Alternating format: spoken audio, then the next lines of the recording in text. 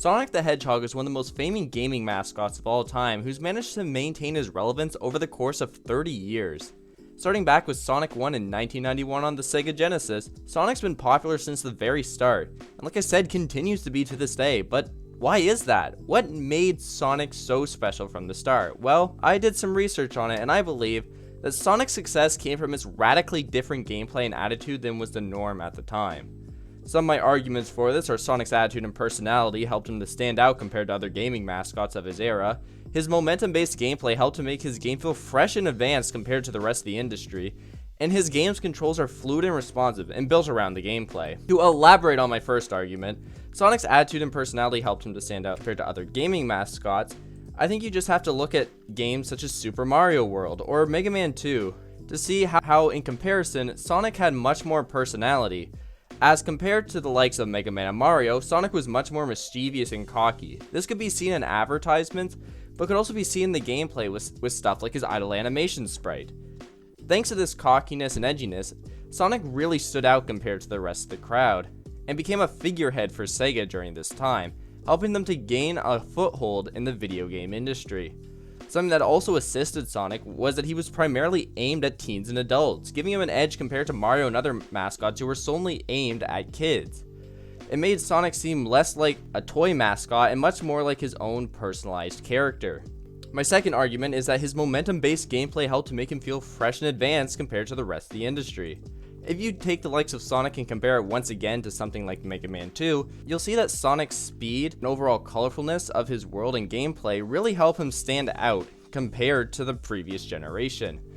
Sonic's momentum-based gameplay wasn't just for looks, however, as it was also really well implemented into the game itself. By building up momentum, you could gain a lot of speed, which gave you a very exhilarating rush. It made the speed a reward for being good at the platforming and making good use of your momentum.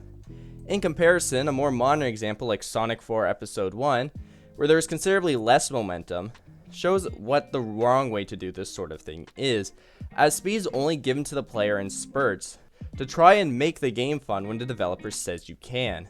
In comparison, the original Sonic 1 does this a lot better, and it shows that not only was Sonic able to stand out at the time thanks to his momentum-based gameplay, but was even able to out what he would later become. For my third argument, I'm going to look at the controls of the game, as I believe they are incredibly fluid and responsive and built around the gameplay itself, which is incredibly important. In the original Sonic the Hedgehog, there's a vast amount of fluidity when it comes to how the game runs, both technically and just gameplay-wise. And thanks to the controls of the game, Sonic usually doesn't get ahead of the screen, and because of that, you'll have a breeze controlling him through the game's many zones. While there are some outliers of where this doesn't necessarily work perfectly, this would later be improved in later iterations of the Blue Blur, and even here is still really well done.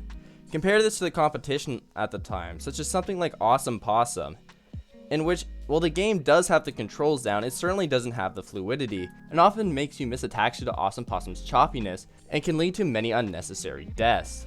A reverse of that is Bubsy, which has the fluidity down but certainly not the control, as Bubsy's controls were not designed around the gameplay, and because of this he's constantly going way too fast as he shoots off like a rocket, often running into enemies just off screen, which can cause much frustration for a player, which is certainly not the intended effect. Sonic's gameplay, on the other hand, as you watch it, you'll see that he often doesn't have this issue. As long as you're being mindful of the stage ahead of you and reacting accordingly, you'll often be able to dodge most of what comes to you, making the player feel in control. This is important as studies show that people who play games need that control to feel motivation to continue playing. If they feel like control's been taken away from them, they're often much less apt to continue the experience. So, in conclusion, the reason why Sonic was able to gain such popularity right from the start was because of his personality that helped him stand out, his momentum-based gameplay, and last but not least, his fluid controls, which helped him stand out compared to the rest of the industry. Thank you very much for watching.